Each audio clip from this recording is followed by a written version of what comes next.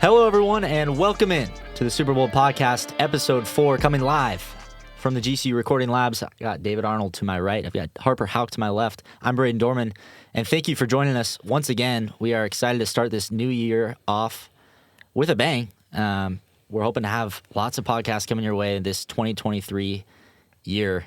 But we do want to start off and talk about really what everybody's talking about right now in sports, and it's so big for us to talk about on this podcast because it has so much implications in sports right now, and with God, because he's playing a big part of the Damar Hamlin situation.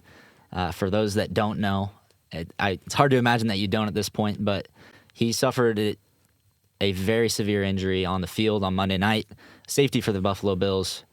They had to revive him on the field with CPR, and everything we've been hearing is better and better news, but obviously such a scare for the NFL, and for the first time in a long time, the world took a shift of focus off of the world and sports and had to lean on God. And while the situation was horrible and we never want to see it again, it was quite cool to see the response.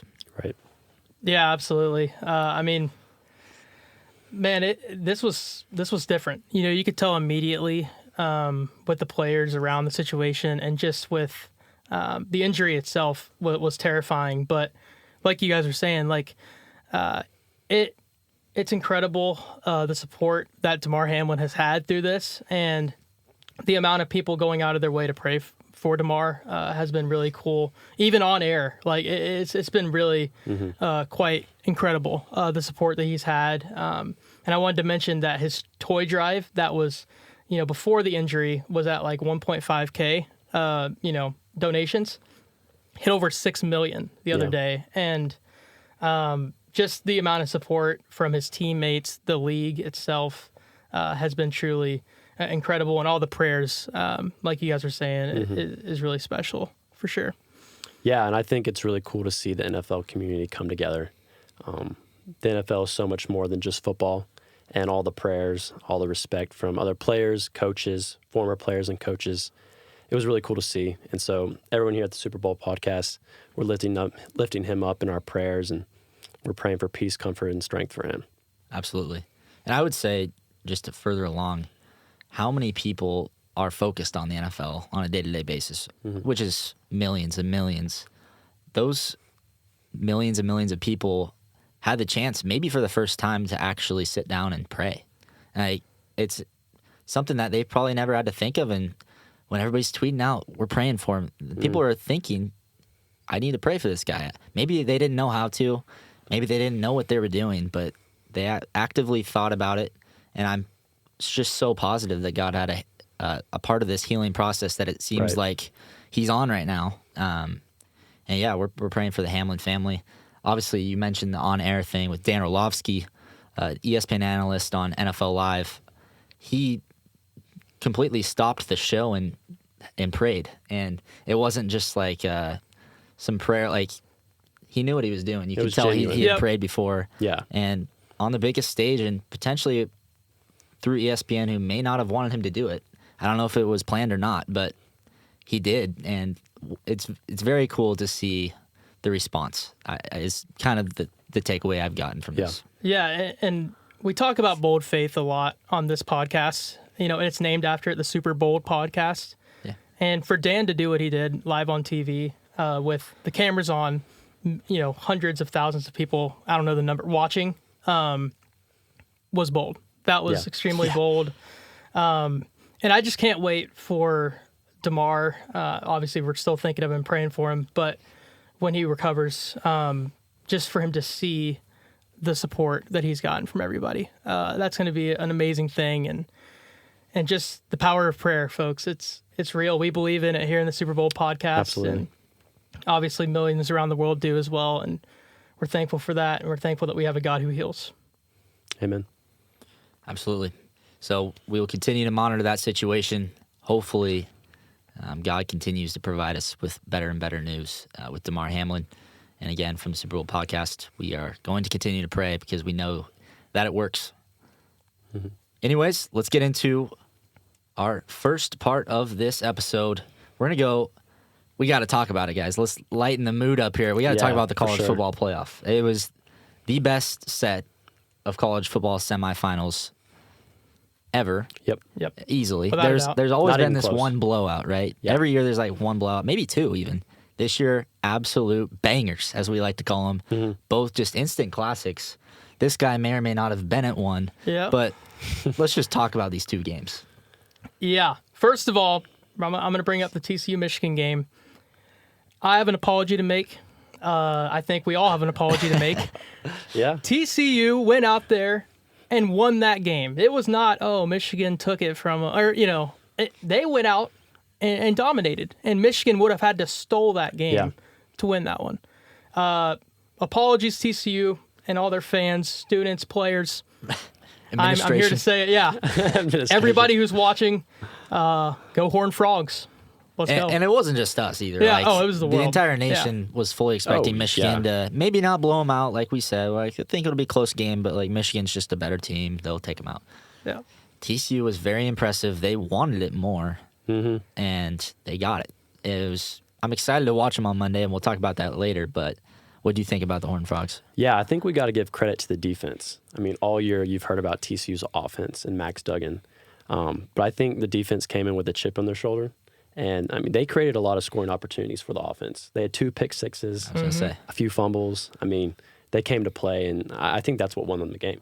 Oh, totally. Yeah. That was the difference, yeah. It was incredible. And I happened to be at the Peach Bowl watching that game on the big screens, and I can say that like all the players were so interested in it, warming up on the sideline. And that game, of course, was incredible as well.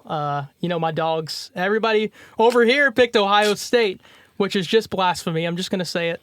The dogs got it done somehow, some way. Played the worst game maybe of their season and still got it done, I believe. So how about them? How about them dogs, I would disagree. Like on both things you just said there. Like we don't need to apologize for anything. Ohio State should have won that game. They were the better team, and the Dogs didn't play their worst game of the year. They just faced the best team they'd faced all year, in my opinion. I know we like Tennessee, and they're good. No, I agree. I think Ohio State played them the best out of anybody. Well, let me say, the defense for the Dogs, that was uncharacteristically bad. I will say this, Marvin Harrison is a monster. And if he finished that game, I think Ohio State wins, to be honest. He was unguardable.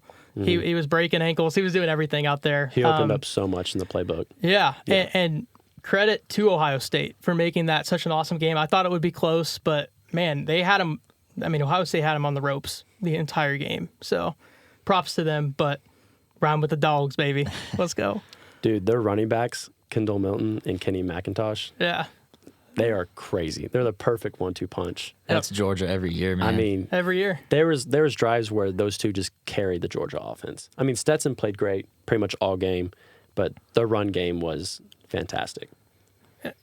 And we talk about Stetson, right? You look at his stats, and arguably he outplayed C.J. Stroud in this game. Yeah. He had 400 passing yards, basically. 4 touchdowns, total touchdowns. I think 3 passing, 1 rushing. Like, looking at the game and being at the game, right, I was like, he's having just an off game. He is not playing well. And you look at the end of, the game and the stats that he had. I mean, it's hard to say he was the better quarterback in that game, but his stats were very good. A lot better than you would think watching the game. He just played clean. And his stats were better. But on the other side, I'm not trying to hate on Georgia either. I'm just saying C.J. Stroud looked really good. And he did. I know I've seen him kind of dropping in mock drafts. Like a couple months ago, we're like, oh, he's going to go 1 or 2. And then now I'm seeing 8 or 9. And I knew this is the big stage. This is the big games. Like he has a chance to take himself right back up there. And I think he did. I know he's got crazy weapons, but he's going to have those same weapons in the NFL wherever he goes. I think he's going to be very good in the NFL. And I thought he did enough. Yeah. I thought Georgia left too much on the time. Too much time left on the clock, and sure enough, he brought him all the way down to the 30-yard line. That 30-yard and I can't run. believe, I can't believe they ran the ball. Yeah, I can't believe they ran it. I think they were worried about Georgia having too much time, honestly, which is just a crazy way to play it. They should have kept slinging it while they had Georgia defense on the ropes, and they sat back and gave their kicker a 50-yarder to go to the national championship. That's way too much pressure for any kicker to have. You got to get that one way closer. I think Ohio State had it in multiple instances, and they found every way to lose that game at the end of the game. Yeah, for sure. And I mean, even like you think about everything that went Georgia's way down the stretch, the timeout call from Kirby Smart with, I mean, and like, dude, that was crazy. That fake. I was there and I was calling it. It looked like they were going to run a fake, and the urgency from Ohio State, and Kirby picked up on it, got the timeout in time, and that I think ultimately is a play that will maybe the play of the game from the coach. Yeah. I mean, it's crazy. It's clutch timing. One of the best timeouts you'll ever see, for sure. Well, that leaves us with the national championship, and that's Georgia and TCU taking each other on here this Monday in SoFi Stadium in Los Angeles. I will say, again, I don't know why I'm hating on Georgia right now, but I would have loved Ohio State TCU. I think that would have been such a fun matchup. And I feel like this one's more lopsided, but we can't doubt the Horned Frogs at all. No. Do you guys have your score predictions, or at least a winner that you believe will come out victorious here? I'm sure you do. Yeah. Oh, So I issued that apology, but I'm going right back to the well. I'm going with Georgia because I picked Georgia at the beginning of the playoffs. So I'm going with them. However, it's a 12.5 point spread. I'm taking TCU on the spread easily. I think they keep it within one possession, and maybe it's a game-winning field goal again. I think it's going to be another great game. That line's way, way too much for me. Georgia played sloppy in that game, and TCU played a great game. I think TCU's ready to do the Cinderella story and make it happen. Georgia's going to have to play better to win this game. They are going to have to play better, in my opinion. So I think Georgia in a very close one is what I have. Yeah, I agree with you. I think this is Georgia's game to lose here. I mean, the spread tell you enough there. They just got to go out and execute. But if you think I'm picking Georgia, you're wrong because I'll never pick Georgia. I'm sorry. Oh, so you're not biased? Didn't you say last episode you weren't biased? Well, I mean, a little bit. But yeah, I'm going TCU here. I think this is a tall task for them, but like we said, they've been undoubted. I mean, they've been doubted all season, and Max Duggan's going to have to outplay Stetson, but I think he can. And I think if TCU can stop down the run and just make it a game between the passing game between Max and Stetson, then I think this can happen. I'm behind the Cinderella story. Dorman, what do you think? I've got Georgia 41-23 over TCU, and I hope that's so wrong. I really do. Yeah. I do think Georgia's going to get back in a rhythm and lock it down more defensively. I think TCU's a little more one-dimensional. I know they have a really good receiver in Johnston, and Duggan can sling it at times, but I do think they want to run the ball, and Duggan also runs it a lot too, and I think that scares me a little bit because I think Georgia's very good in run defense. Ohio State didn't run it. They just slung it around the entire game for the most part. Here's what I will say, though. So Stroud ran all over Georgia. Max Duggan, I expect to do similar. He's going to have to use his legs. Yeah, but Stroud was looking to throw first, then he ran. Sure. Duggan's has a lot of called runs that I don't think are going to work as well as they have in the past. That's the only reason. Again, I hope I'm wrong because I would love to see the Horned Frogs pull off this Cinderella story of sorts because nobody expected them to win the first one, not to mention this one, right? Yeah, right. But I do think Georgia will not have too much of a problem scoring again. TCU still did give up the points while they did help out that win. Right now, I've got Georgia 41-23, but we'll see. Yikes! All right, keep down them frogs. I'll tell you. I still got the dogs. I've been wrong with every pick, so Yeah, you may want to pick the opposite out there, America. Yeah, keep fading me, America. Alrighty, let's get into a quick locked and boulder before we get to the story of the day. I'll start with my lock. I'm going to do both. They're both in the AFC West. I'm going 2 NFL games. I'm going the Chiefs over the Raiders. Yep. We don't know exactly what's happening with the Bills and Bengals records. It sounds like they're not going to play. We don't know what that means exactly as far as records go, but we know that the Chiefs still want to win out here, and they need to win this game to get at least a good shot at the 1 seed. So I think they'll take care of Las Vegas. In Vegas, in the Dome, Mahomes will probably have himself a good day. Yeah. My bold statement is the Broncos over the Chargers. It may not be super bold, as we like to say at Super Bowl Podcast, but the Broncos don't have a draft pick to tank for. They're giving it to the Seahawks, so they, at the end of the day, they want to win. They have an interim coach right now. They want to win for that person too. Russell Wilson, who we're going to talk about later, also would definitely like to end the season on a high note.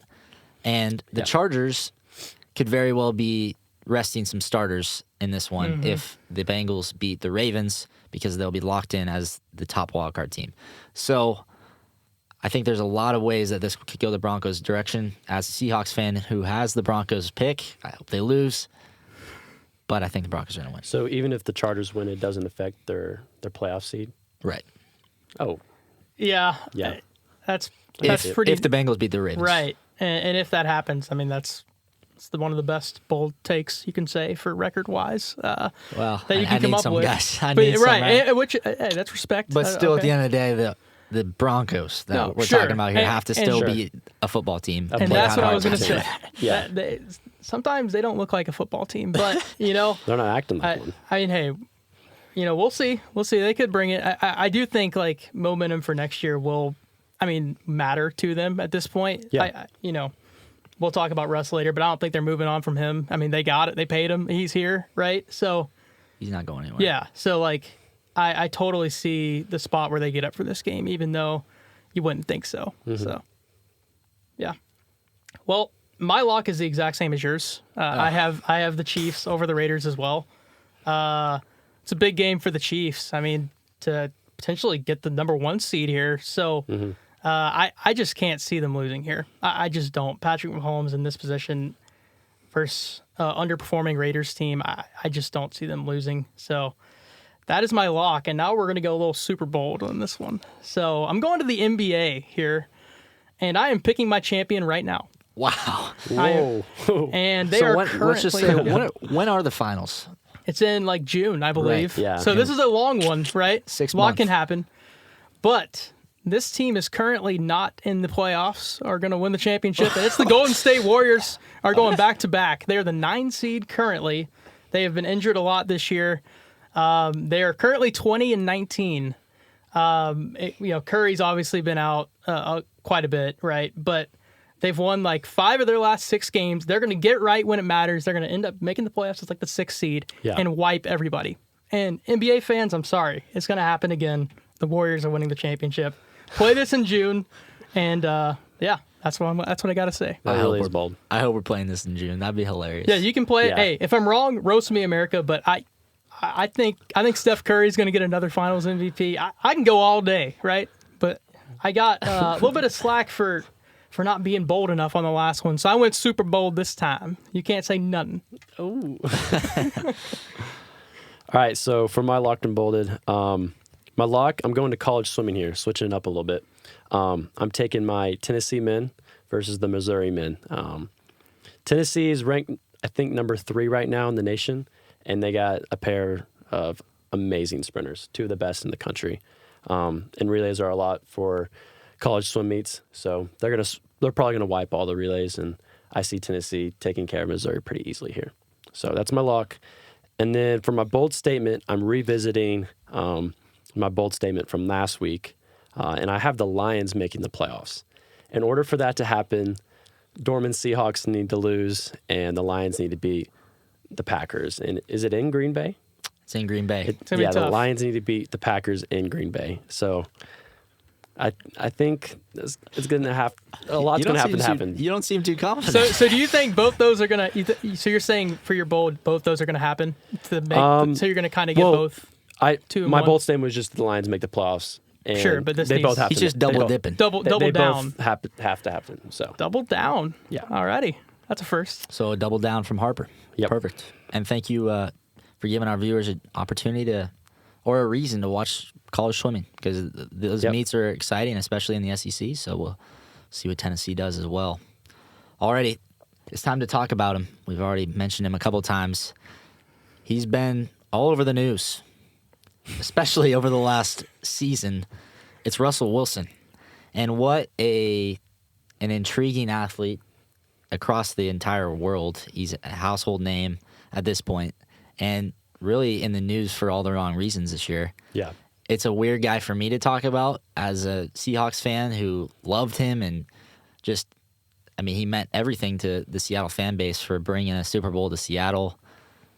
Then he gets paid and things start going wrong, right? Sure. And now we trade him to Denver this offseason, and we get back 2 firsts, 2 seconds, a 5th rounder, Shelby Harris, Noah Fant, Drew Lock, and everybody's like, "Oh, the Broncos won that trade. And now we're sitting here at the end of the season, and people are like, the Broncos just got absolutely fleeced. And how does that happen? It's really something we've never seen before. Yeah. Yeah, what a turnaround, right? Like, yeah. I mean, clearly at the beginning of the year, right, when that trade took place, I mean, you're going all in for Russ, right? Like, he's the guy, and something about the fit with Denver, and I don't know what it is, right? And, new coaching staff, players, whatnot, hasn't clicked this year, and it's been really hard to watch. As I imagine Denver fans are feeling, man, it's tough, right?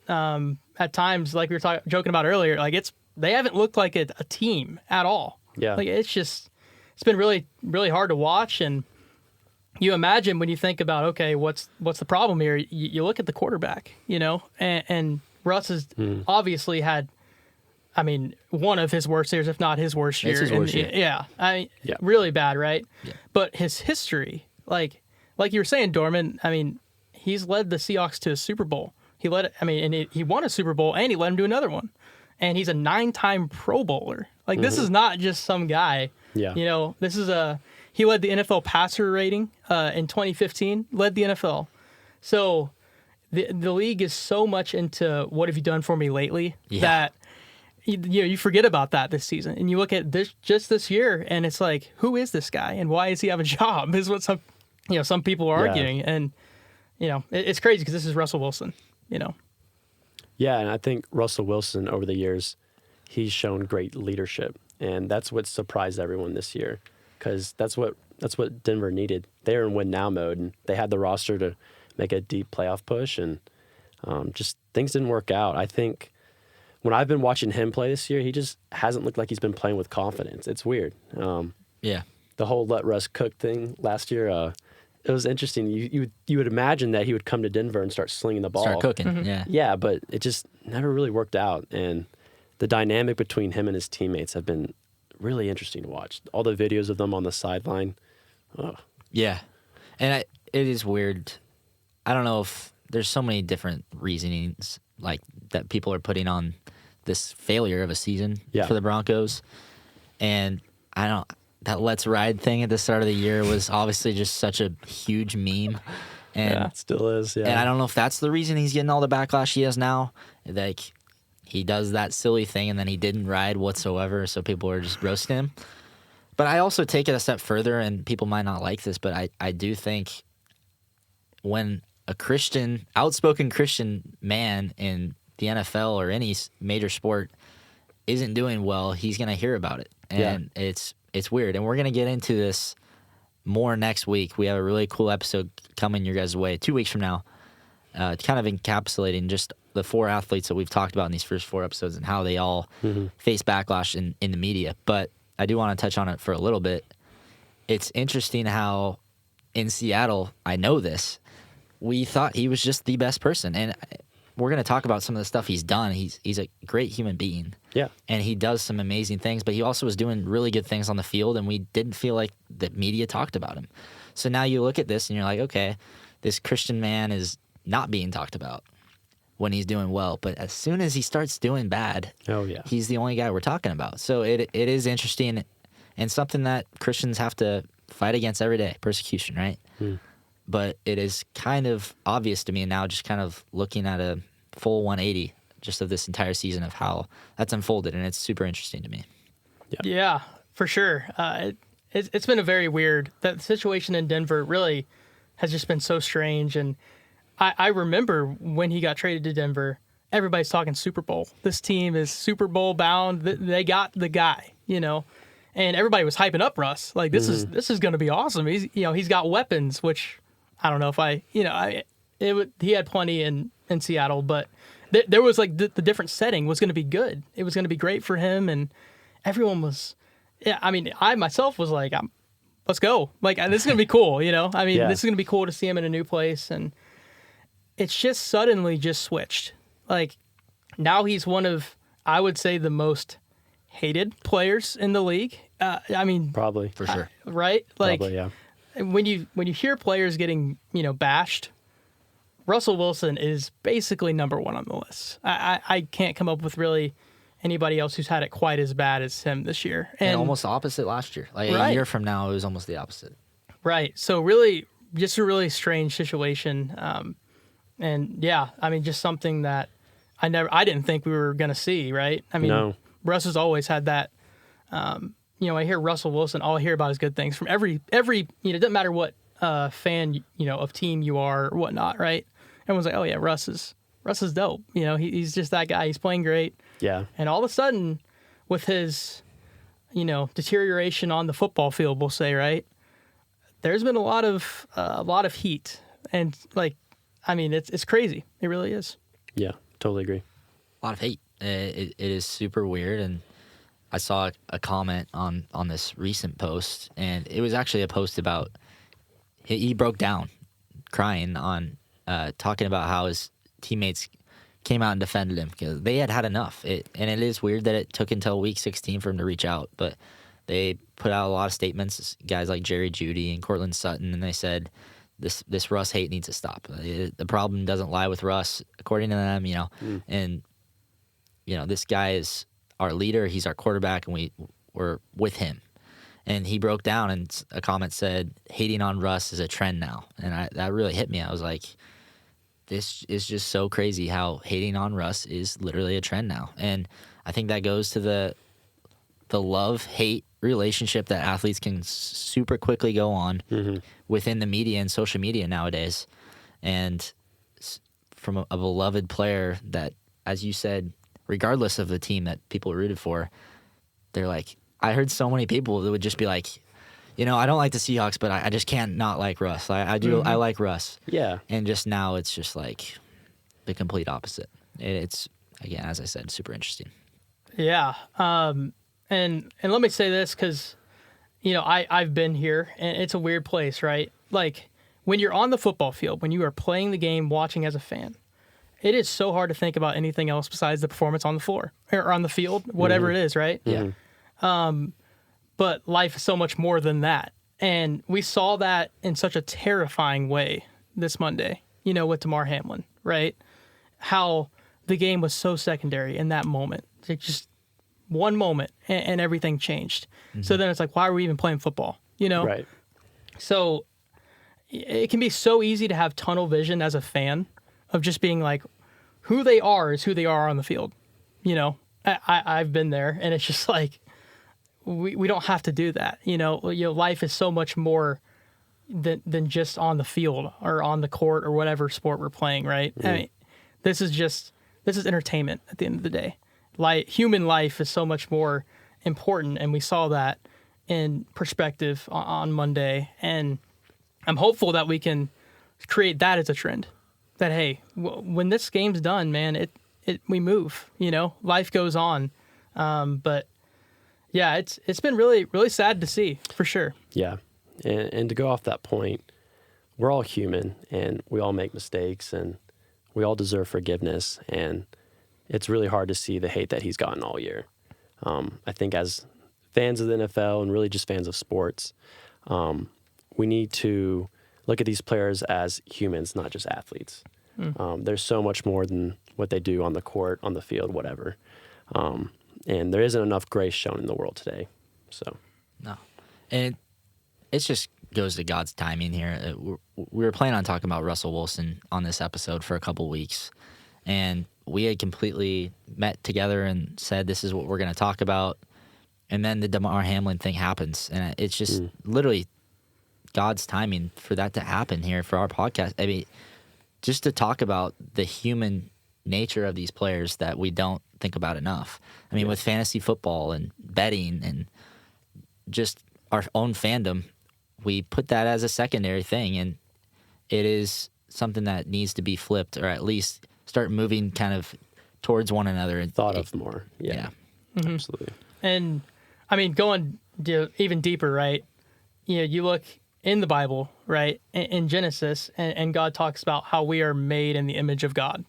And that's like the highest honor we have as humans, to being made in God's image.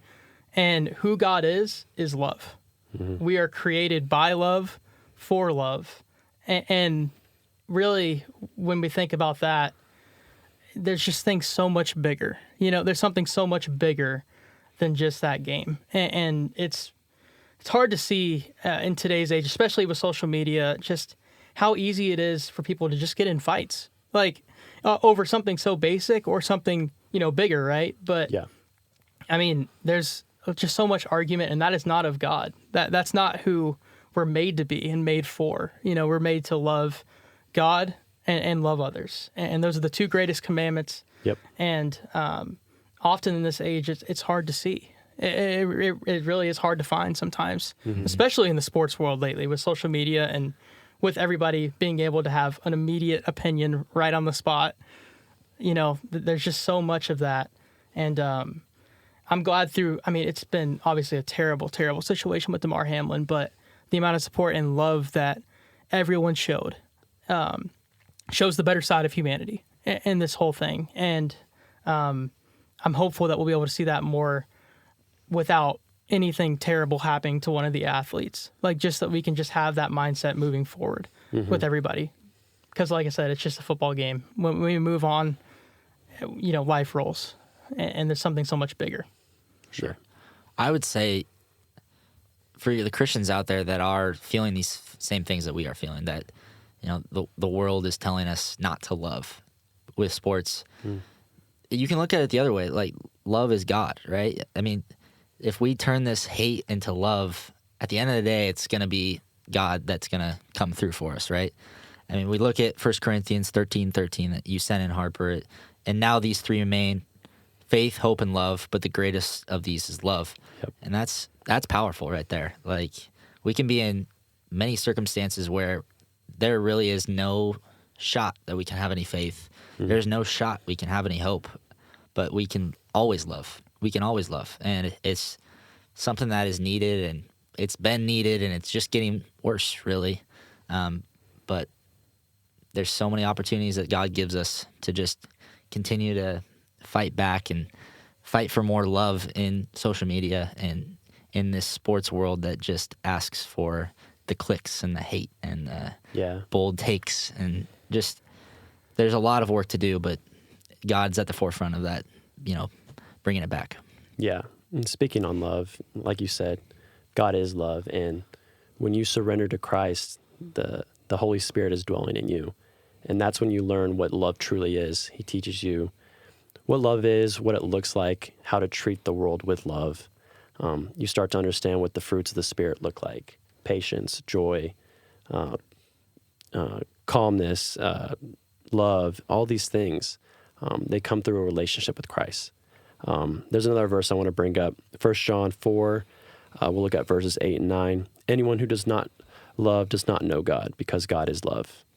In this, the love of God was made manifest among us, that God sent his only Son into the world so that we might live through him. And then later on in verse 19, it says we love because he first loved us. So God is love, and who doesn't know God doesn't know love. It all starts with him. Yeah, and the greatest love that he could ever show by sending his Son. Yep. John 15:13 says, "Greater love has no one than this, to lay down one's life for one's friends." And that's what Jesus did for us. That's what God did for us. And he sets the standard of, hey, that's love. And his love is always perfect. And we are imperfect, but we can be better. I truly believe as humans, we can be better. And I'm included. We're all included. Yeah. It takes everybody. Yeah. But we can really, if we really surrender to the Holy Spirit and put others first and follow God, right? Love God, love others. If we do those things, our lives are going to change. Everything's going to change. The world will change. Yeah. And we're passionate about this because we believe in that change. And we've seen that change. We've seen in it, our yeah, lives. in each other, right? I mean, this is something so much bigger, and just it's so close, like to happening. Like we don't realize, how much one little action can change everything. Absolutely. And just surrendering to God every day, every moment. Man, how different would this place look? I mean, it's truly incredible to think about, and it starts with us, and we just go from there, right? And do our best, and we pray that everybody else does also, and we're gonna have a better world. And going back to Russ, I know he needs that love, right? I mean, I can only imagine what it feels like to be him. Just he has to be off social media. I mean, you can't be looking at stuff, but also he's stayed consistent through this season, posting, "God, you are faithful." Yeah. "God, you are still so good." All these things. He's still standing bold in his faith, even in the thickest and the craziest just moments of this season. He has remained faithful, and I hope he continues to do that. And I hope that this end of this season just serves that as a fresh start for him. I know he's going to turn it around, and I hope he also understands that his legacy isn't built on the field. Yeah. And at the end of the day, it's just this Christian life that he's leading. I hope he stands firm on that. For sure. Yeah. Alrighty, I believe that will wrap up episode 4 of the Super Bowl podcast. We thank you guys again for coming along. I mean, we hit some absolutely record numbers on as far as viewership goes, and I think that is just a thank you from us to you Absolutely. all. Absolutely. The thing is, with our podcast, we want people to know God and through different things, and we know there's so many people focused on sports, so why not bring sports and intertwine it with God, and why not let that maybe be an avenue for people? We've had so many people reach out. We thank you for that.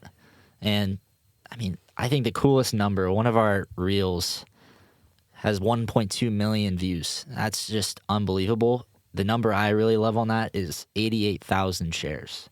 88,000 people felt on their heart that God wanted them to share this with somebody else. Mm-hmm. That's where we're going to make change in this world. And we are just doing what God's telling us to do, and we're going to continue to do that.